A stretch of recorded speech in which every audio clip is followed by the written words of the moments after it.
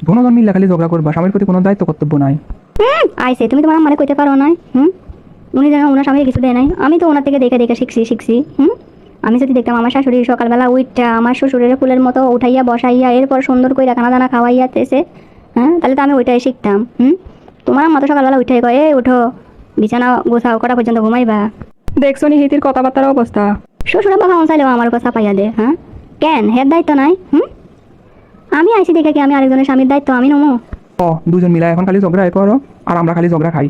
শোনো, তোমার বাপে কইছে বৌমা আমারে বাঁচাও, তোমার শাশুড়ি আমারে সারা জীবন জ্বালাইছে, ঠিক টাইমে কোনো খানা দানা দেয় নাই আজ পর্যন্ত। এর লেগে তোমার মায়ের শিক্ষা দেওয়ানের লাইগা এমন করতাছি, তুমি আবার রাগ হইও না। তুমিও কও আম্মা, তুমি একটু সেবা যত্ন করতে পারো না? তুমি একটু কাজ কাম করতে পারো না আব্বার লাইগা? তুমি একজনের সাহায্য করো আর আমি ভুগি। ও আম্মা তুমি কিছু করতে পারো না, তাহলে তো তোমার দেখা দেখি তোমার বৌমা শিখবে। এক দিলে দুই পাখি। এই আব্বা, এটা তুই কি কইলি? তোরে এত কষ্ট কইরা মানুষ